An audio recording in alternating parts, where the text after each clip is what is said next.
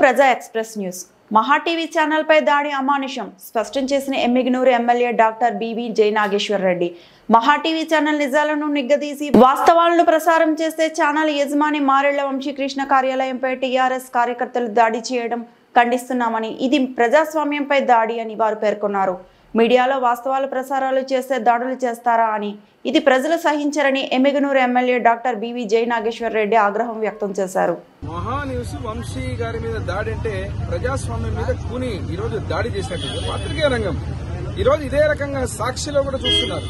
కొన్ని ఛానల్స్ లో విపరీతంగా అసత్యాలని సత్యాలుగా చూపుతూ ఈరోజు ఇష్టం వచ్చినట్టు పరిస్థితులు ఉన్నాయి మనకు. కానీ ఈరోజు నిక్కచ్చిగా నిజాన్ని చెప్పేటువంటి వంశీ గారి మీద మహా న్యూస్ మీద ఈరోజు దాడి చేయడం అంటే ఇంకా సాక్షి ఛానల్ సాక్షి పేపర్ని ఏం చేయాలో అర్థం కాదు.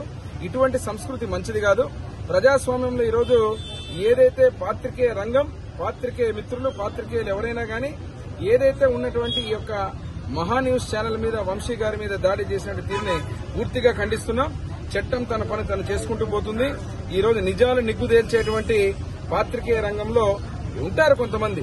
దాంట్లో కూడా చెప్తున్నా, కొంతమంది పాత్రికేయ రంగంలో కూడా తప్పుదో పట్టించే విధంగా ఉండే వ్యక్తులు ఉంటారు. దాన్ని ఆసరాగా తీసుకుని నిజాన్ని జీర్ణించుకోలేకపోతే దానిని చాలా తీవ్రంగా ఖండిస్తున్నాం. మహా న్యూస్ ఛానల్ యాజమాన్యం, ముఖ్యంగా వంశీ గారి దాడి అనేది పూర్తిగా చాలా అసహ్యమైనటువంటి చర్య, ప్రజాస్వామ్యానికి గొడ్డలు పెట్టు. దీన్ని తీవ్రంగా ఖండిస్తున్నాం.